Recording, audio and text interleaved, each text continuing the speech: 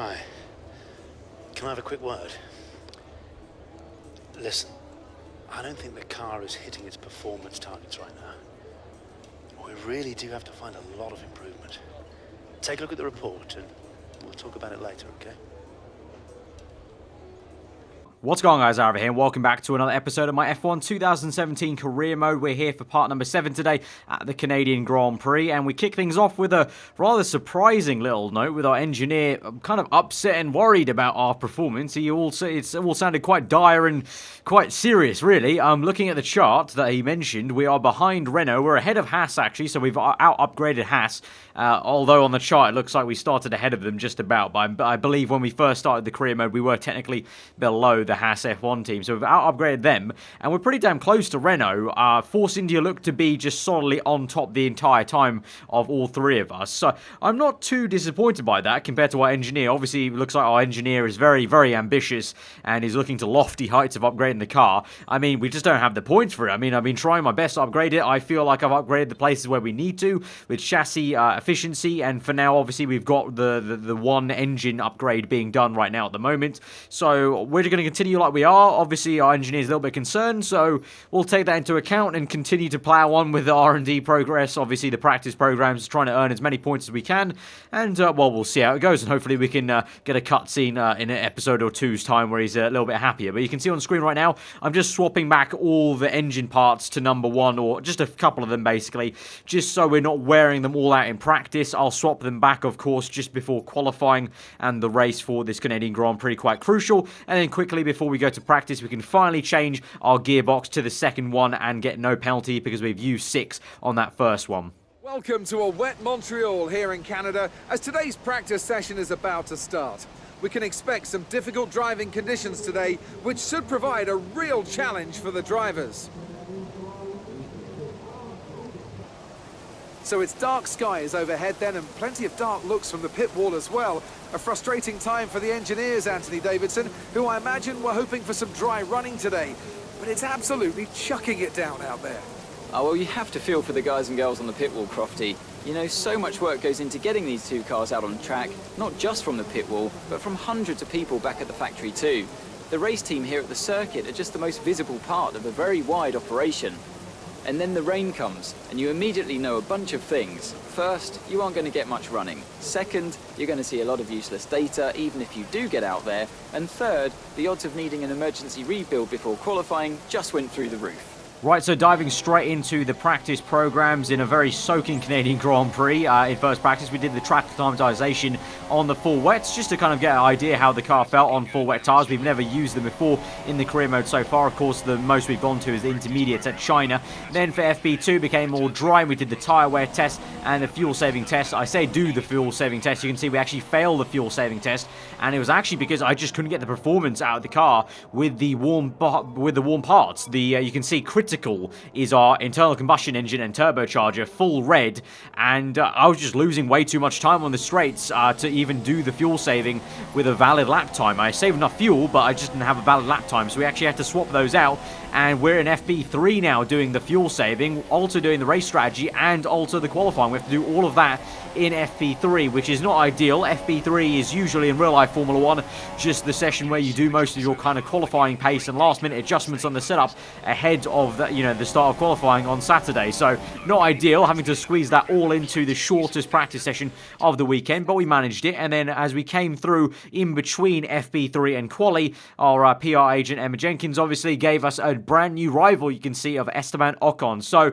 we're ahead of Ocon right now in the standings. I believe it's between Perez and him. So obviously you guys commented below on a few episodes before that the rivalry between me and Perez, or Verstappen maybe perhaps as well, was kind of interesting to you guys, but it looks like the game thinks that we're going to be fighting Ocon for most parts. Obviously he's the one behind us, so maybe that will mean that he's going to get a boost now to his performances. I don't know. I think that's how it's worked sometimes in previous F1 games. When you get a new rival, that rival immediately becomes a little bit better than they were. But as you can see, we've swapped back all the parts and just going through the wear. We've got a little bit of wear on most of them, especially that internal combustion engine, but not too bad. And so now we'll look ahead to qualifying and we'll see how we do. One of my favourite circuits really in the F1 game, so hopefully we can get into a comfortable top 10 position and see where we end up. Hello and welcome from the circuit Gilles Villeneuve, home to the Canadian Grand Prix, for today's qualifying session. When it comes to getting lap time out of this circuit, it's traditionally been about maximising top speed. Do you simply remove as much downforce as possible, hang on into the corners and max out down the straights? The teams will have arrived with all manner of parts designed to capitalise on the long straights. The cars will be that much harder to drive in the corners, but everyone will be in the same boat. Right, so we're going to get straight into this then. Our first flying lap here around Canada. As I mentioned, one of my favourite circuits on the F1 game, so hopefully we can make it a good one. Into turn 1 in 4th gear, 3rd gear then for turn 2. Went a little bit too wide though for my liking, so if we get a second run in, I think I'll go with 2nd gear, go a little bit tighter. I didn't want to go that wide there, scrubbed off a bit too much speed, but then through sector 1 we can see Sergio Perez at the fast lap of the Grand Prix at the moment. Obviously it's literally the very beginning of the session. We can see it's gone purple on the mini-map there, so at least that means we've gone faster than Perez on the first sector at least. But as we come across the line, it's going to be just at the moment P2 ahead of Massa behind Hamilton, but obviously people yet to make their first lap. And then we move later into the session. You can see now on our second flying lap it will be a little bit more wayward into turn 2, but we did actually gain some time there. You can see on the top right on the delta time in 2nd gear, even though we had to chop away at the steering wheel. At the moment we're down to P8 now behind Stroll, still ahead of Massa though. But now you can see as we went into sector 3 we've lost some time. We gained some time back into the hairpin as we get a better entry into the apex compared to our first flying lap. But ultimately as we get into the exit and onto the power, you know, I've got nothing else to do. I'm just going down the main straight. There's no more time to really gain down the back straight opening DRS, but we're a little bit down on our first flying lap. So although it was an initial first few really good turns into that second flying lap, we've just lost some time there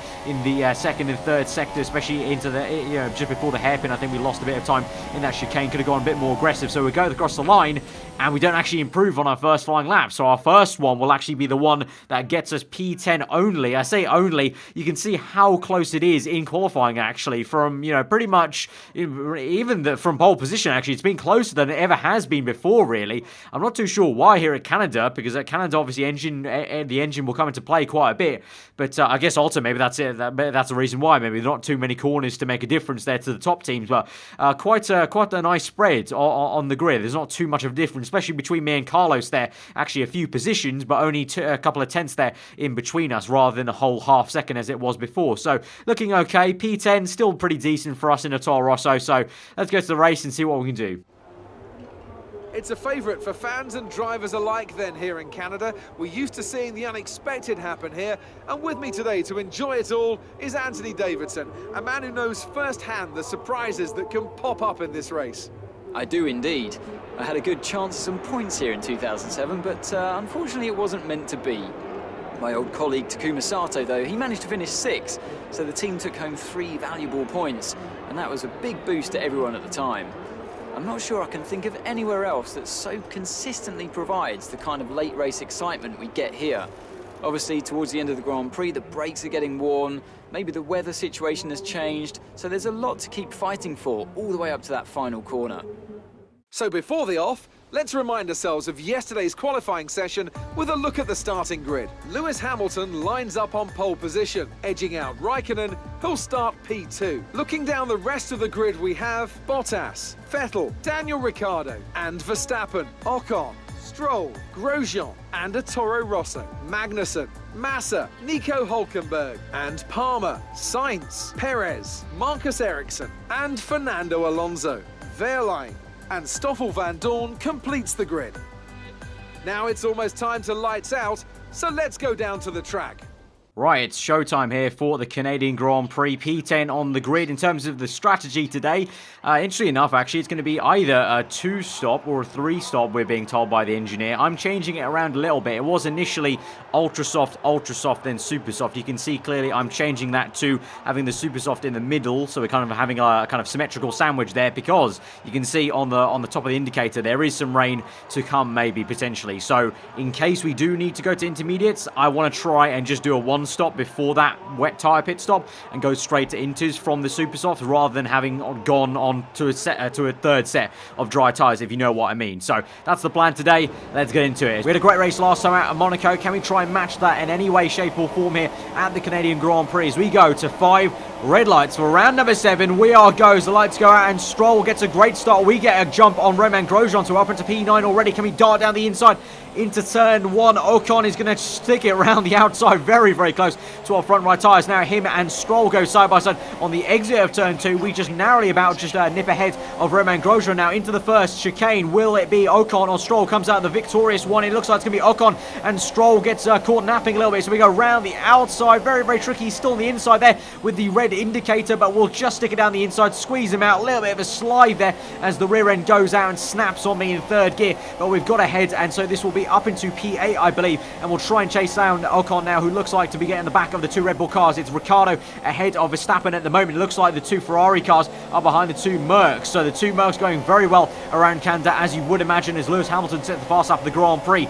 Meanwhile, as we move on to the second lap of the race, we're going to try and dive it down the inside. A little bit of a pounce there into turn 1, but through turn 2, Ocon still keeps it down the inside. Fair play to him, and he sends us wide, actually, and forces us wide, as we have to give him the room because his nose is there, and that just offsets our car a little bit too much into that wider line, pretty much like I did on my first qualifying lap there, just going too wide and just allowing him to basically get the traction down on the exit of that corner. And so although he does lock up a little bit there into the second sector, he keeps ahead in P7 for now, and then I get a big tank slapper there on the exit. Just managed to keep it, but you can see Stroll now is closing up a little bit with the slipstream there as we make a mistake as we move on into the last part of the lap through the last chicane as we move on to lap 3. Oh god, we've hit the wall. We've had a very bad entry into that chicane. Got a little bit wayward under braking. The car just snapped away from me, and I did definitely make some contact with the wall. Thankfully no damage comes from that, but Stroll does go down my inside because of that. He's got the momentum now through turn 2. We'll try and squeeze him out. You can see I'm trying to take the widest line possible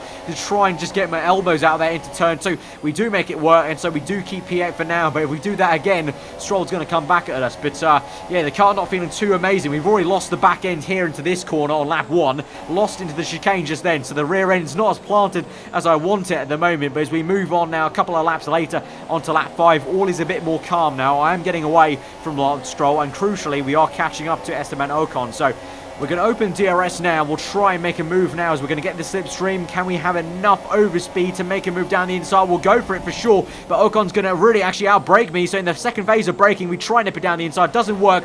He's caught on the curbing a little bit. I'm caught on the curbing even more so though. So he keeps ahead for P7, and now Stroll once again is there, and our mirrors in the proximity arrow. And I had a half look there down the inside into turn 1, but just last minute kind of brake a little bit harder to make sure we stay behind and don't smash to the back of Ocon. But definitely did have a little bit of a peak, but Ocon's going to close that door as the AI do now. Just you need to make sure you are going to be able to have the room and make the space this year. It's not like 2016. They won't kind of just jump out of the way completely. As now we get a really good run though into the end of sector 1 down the inside of this very tricky corner. Third gear, up the gears a little bit early as Ocon gets sent a little bit wayward. We do effectively a bit of a switchback move really on his racing line, and then as we do that, he's lost so much momentum there going onto the grass a little bit. That Lance Stroll tries to go around the outside. These two will go side by side through that chicane. So close here. This is a great camera angle actually, just to see how close it is between those two, and then not too close to not too far behind is also Stroll's teammate Felipe Massa there. You can see in the background with the green helmet. Ocon still keeping it down the inside, trying to squeeze Stroll out, and it's not going to work. They're still going neck and neck. You can see even a little bit of grass is being kicked up there as the two go really hammer and tong. Very aggressive stuff there from both Stroll and Ocon. You can see now Ocon has been overtaken. He's got DRS, but even so, now Massa sticks it down his inside. This is amazing to see. So Ocon's going way down the order now, and look at that, Massa on the exits just tapped him on the right front a little bit, and he's lost so much speed. He's going to get overtaken by 1 car, 2 cars, maybe even 3, his teammate included. Sergio Perez down the inside. He does go for it. Sergio Perez going to make the move around the outside, so that will be 1, 2, 3, 4, 5 cars have overtaken Esteban Ocon. Not quite, but now Perez, will he send it? Go down the inside to make it 5 out of 5 cars. They're going to overtake Ocon here so close. I'm pretty sure they're 2 sidewall of the left front and right front tyres made a bit of contact there, but just about Ocon keeps it ahead. Meanwhile, you can see Sainz just a little bit behind. He's had a very poor start to this Grand Prix. I'm not too sure. I have a feeling that Sainz may be using older engine parts, because I really just don't know why he's not up here in the performance terms. It seems like he really has not used his engine parts wisely. I'm not too sure how that actually works really. I'm yet to actually even talk to Cody's about that, and and that was another question that came up really, on how your teammate uses your engine components compared to you if you're in the same team really. That's a bit of an interesting dynamic there. But meanwhile, anyway, let's get back to the action. lap 9. You can see Masso's gone round the outside, although we're going to try effectively a bit of a switchback move as he locked up quite horribly there on the left front. That was as he went round our outside into the chicane. He gets the speed with DRS because he still has the second bite of the cherry from the first DRS zone, and you can see as we go into turn 1, he basically just has none of it there. He kind of just pushes me off, and you can see into turn 2, just brake checks me, parks it on the apex there, and so that's the very aggressive AI from 2017 coming to play. Massa just, nope, not having any of it, just kind of goes, yeah, you're trying to go down my inside into turn 1, not having it, just a bit of a barge on the side pod, and then basically just parks it into turn 2, and that basically allows Hamilton then to overtake me. Obviously these top cars have already made their first pit stop, and I lose the back end into the sector 2, and Vettel overtakes me. Then I see the Red Bull car of Daniel Ricciardo. Obviously I'm not going to put up too much on Ricciardo being the senior team, so I brake a little bit early, let him through, cut in a little bit, and we can now stay ahead of Kevin Magnussen. I was going to pit anyway on this lap. I was maybe thinking of pitting on lap 9, but I thought better of it, so I'm going to pit this lap. In hindsight, I should have really pit on lap 9 because Massa wouldn't have overtaken me. I wouldn't have lost these 3 positions and the time I've lost having to let these 3 guys go. Obviously, I didn't want to let Hamilton through, but I'd already lost the back end after being brake checked by Massa, so it was inevitable there. And then I lost the rear end on Vettel, and then obviously I'm not going to hold up Ricciardo in the Red Bull team. No point to do so. I'm the junior guy. So we come into the pits now onto what will be a set of super soft tyres, remember, as we're doing that contra strategy to the rest of the guys. You saw Vettel was on the ultra softs. I'm pretty sure Hamilton was also on the ultra soft, so no one looks to be joining us in the pit lane. Actually, no, I lie. Massa's come in just ahead of us there, but obviously he was already into the pits away down the order on the grid. So that's a little bit unfortunate there. So inevitably, actually, that Massa kind of big defensive block has meant a lot for us because it's lost us a lot of time. So yeah, big moment in the race actually for us in our fight against Massa, the likes of Stroll, and also the 2 Force India cars, because we come out now behind Stoffel Van Dorn. Looks like Massa up ahead, also has to try and overtake my counterpart Carlos Sainz in the second Toro Rosso this afternoon, but can we try and close up on Van Dorn very rapidly? Obviously the McLaren car not too great this season with not too many upgrades to help the Honda engine, and so as we go down this back straight, hopefully we'll try and close up and make a pretty easy move on Van Dorn. But you can see there Massa sticks it down the inside of Sainz, so Carlos is really struggling right now in this race. You can see I get brake checked by Van Dorn as Van Dorn gets brake checked by Sainz and Stroll. So a bit of an interesting situation at the moment. So my bad, that's not even Massa, that's Lance Stroll. Massa is ahead of this entire pack. So that's how much time I lost to Massa. He's ahead of this entire traffic there. So we overtake Van Dorn, get in the slipstream, we overtake Sainz. Now look at how much speed I've got compared to Sainz in a straight line. This to me just says that I think Sainz is not using his engine components very well compared to me, because this Toro Rosso has a lot more pace in a straight line than Sainz was just showing then. So that really says to me that unfortunately I don't think Sainz is using his engine components to good use, and I think that was Kimi Räikkönen. I think that was out of the race, unfortunately, which is quite bad because I think he was third place ahead of Sebastian Vettel. We stick it down the inside, though, of Lance Stroll, wasting no time to try and overtake him. You can see how aggressive I'm being into turn 2 to try and squeeze him into basically the grass and the curbing there, because I really want to make the move. We do so up into P14, thankfully, just before the yellow flags, and that is, I think that was Kimi Räikkönen parked up there. So for the second time this season, he's parked up onto the side of the circuit with, I'm guessing, mechanical failure on the engine or the gearbox. So yeah, Kimi not getting the best of luck. A few of you guys have been saying he's a little bit OP. I don't really agree with that too much because Vettel's got, I believe, multiple wins this season. He may be OP in qualifying, but Vettel's the one who's got multiple wins this season in this career mode so far. And so far, Raikkonen's the one with 2 bad, unlucky DNFs in this season. So we move on to lap 14 anyway. We're closing up to Marcus Ericsson, who's gone long on a set of ultra soft tyres, I believe. So very easy move down the inside of the chicane. And now we can see Massa up ahead and on our top left there. I believe he's got a bit of traffic to navigate, but it shouldn't be too hard. So really now we're just trying our best to close up to Massa. And so we move a fair few laps later onto lap 18 now. This will be still closing up on Massa, though. You can see in the top left now we're P7 out of P19 as the last few people made their pit stops. There are a few people on super softs that Massa and me had to navigate. So now we're up into P7 and P6 respectively. Although you can see now in the top left very clearly, Verstappen now is the one ahead of us. Massa's overtaken overtaken him. So it looks like once again, for about the third race this season so far, Max Verstappen's got issues. Look at how slow he's going now as we move on to lap 20, 15 laps to go, and we're closing rapidly on Verstappen. So remember, I think it was, I can't remember exactly what race, Russia, that was the one, Russia, when we were battling him and Perez. He was going slowly then. I thought I was going to basically use him as a tow to try and overtake Perez, and then I ended up having to overtake him, and he fell so far back after we overtook him because he had mechanical issues confirmed to us by the team radio. And so once again in Canada, we've missed any team radio, but it looks like he definitely does have issues. We move on one lap later. He is pulling it away a little bit more now from us. He dives in the pits actually for his second pit stop of the afternoon for the other set of dry tyres, I'm guessing. We move on, obviously, because our plan is to go as long as we can, because I still think the rain's going to come down. But as we move on to lap 22, issues. Jolyon Palmer going very slowly there. Kevin Magnussen out this Grand Prix. I believe those are separate issues, though. So we look at a replay. This is Palmer's issue. He gets a, well, I say random, maybe a puncher because he's gone too long on the super soft tyres.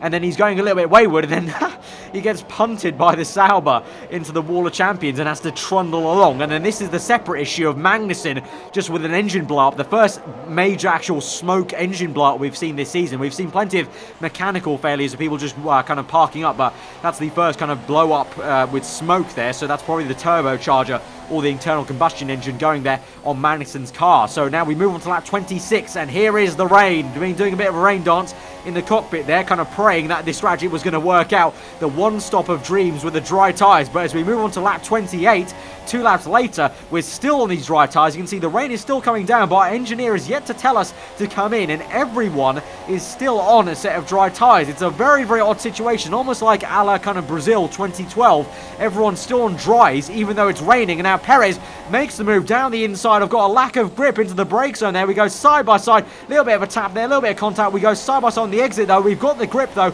the traction, but now Perez's Mercedes engine will come back into play. We go hammer and tongs, side by side, neck and neck into turn 1. Is he going to hang it around the outside? We'll have to try our best to try and get him into turn 2. But as we turn in there, you can see I have to turn left a little bit momentarily, just so I didn't bang my right front tyre onto his left front. So that meant he's got the position as I was sent wide a little bit. So we're in P6 at the moment, just about keep ahead of Felipe Massa. Close up a little bit more though through the chicane. So now can we get the overspeed as we go around the outside, just like we did on, I think it was Perez or Ocon maybe previously into the Grand Prix, down this inside to the end of sector 1. Doesn't look like it, although we may make a bit of a deja vu move here on Perez like we did on Ocon, although this time no, we don't actually have the straight line speed for it at the moment, this point in time, and Perez keeps ahead. He's probably in rich mix at this point, and also just a bit of poor traction from the wet tyres. Although speaking of poor traction, Perez bottles it into that next turn. He's sent wide, so we go around the outside, and looks like on the exit Massa may close up. We've got a little bit of a tyre on the grass there, so we're going to go defensive to the inside as we haven't got the speed into the hairpin.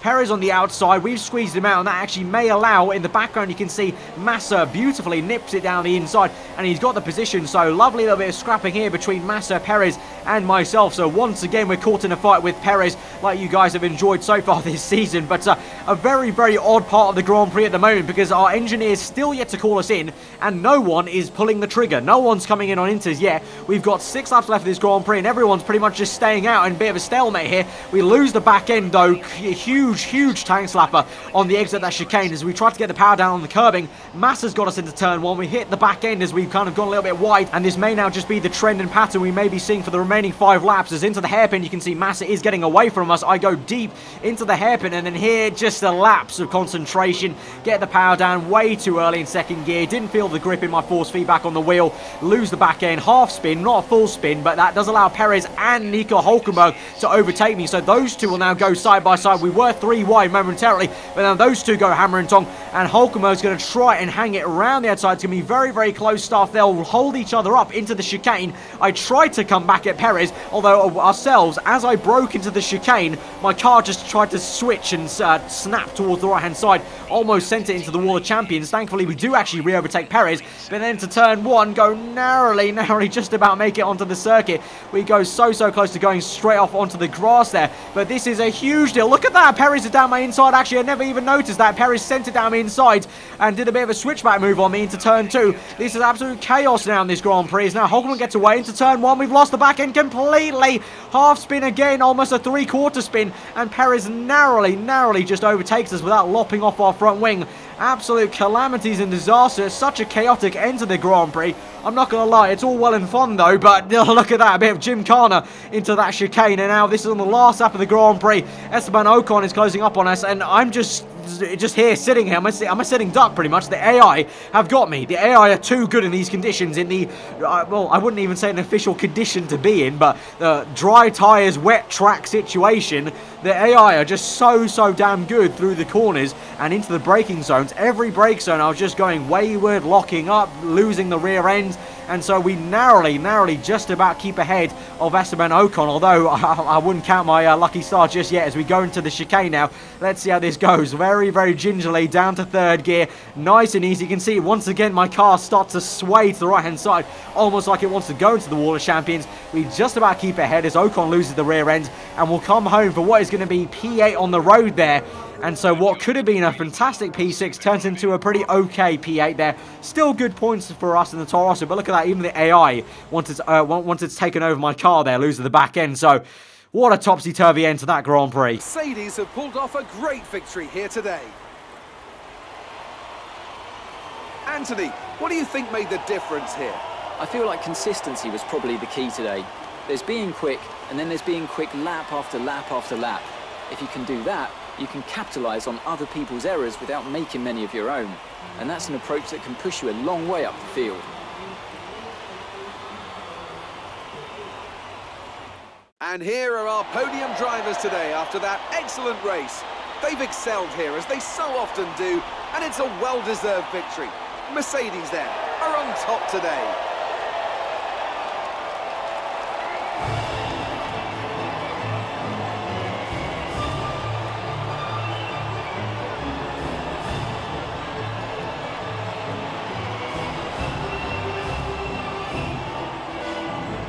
So Lewis Hamilton with the win finally there for Mercedes, and Red Bull on the podium beating the Ferrari car in second place. Great stuff for them, but a very topsy-turvy, upside-down race for us. Turned on its head completely as the rain came down, although you can see in the standings we do stay P8. Perez actually overtakes Verstappen after a very poor race for Verstappen, and we unfortunately moved below Williams there in the constructors after obviously Massa did a decent job to get ahead of me, and Sainz was in P10 there, getting 1 point for us. So again, a double points finish again for Toro Rosso, so I guess that's kind of good, and our reputation continues to go up as we meet our objectives.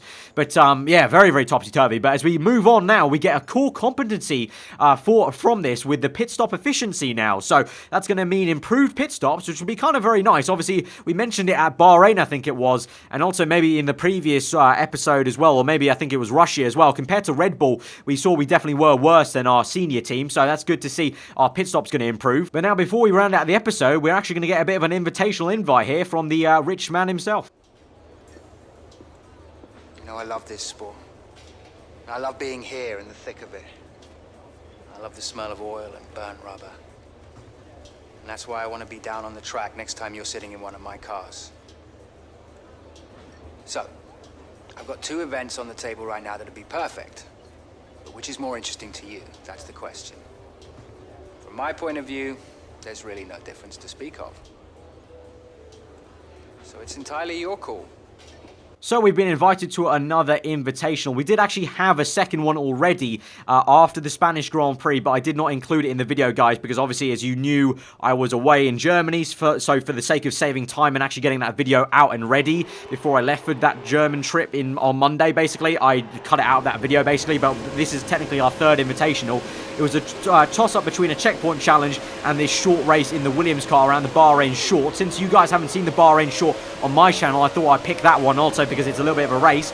And so initially here, I'm looking through the cameras, just trying to see which one's best. In the end, I kind of just go for the bog standard kind of T-cam, just the best way to actually see what's going on for the video's sake. But you can see we need to try and be the first one in the C2 class. So there are 2 different classes of cars right now, the kind of faster ones in the more modern cars, and then the older ones in the C2 class. You can see a pretty damn good first few turns, and we're already up into P2 of that class, basically. You can see it quite nicely, actually. You've got 2 different kind of races going on, P10 out of P20, and then P2 out of P12. We're already P2 out of P12 of the second classes. Unfortunately, though, because I already overtook all those cars into the first few turns, and Clark there kind of ended up being very good. Very good AI. It ended up being a bit of an awkward kind of, not much was happening Grand Prix, to be honest, or a race, I should say, a short race. and I actually just end up being P2 for the entire race, unfortunately. So I was a little bit upset at that. It was a little bit unfortunate that I was able to get so many positions into the first few turns. Maybe some tweaking needed there, but still, all in all, kind of a nice way to have a little bit of a breather. It did definitely catch me off guard there and had to get used to the car, the Williams 1992 Williams there, the FWA18 there, so I had to get kind of used to it. But yeah, nice little breather. But guys, if you have enjoyed the episode nonetheless, smash the like button. Let me know what you thought in the comments below. If you are new around here, then do get subscribed for weekly Formula 1 content and more F1 2017 career mode, guys. I've been loving the support you guys have been showing to this series. Thank you guys so much as ever. Hope you guys enjoy the rest of your day, and I'll see you guys next time. Goodbye.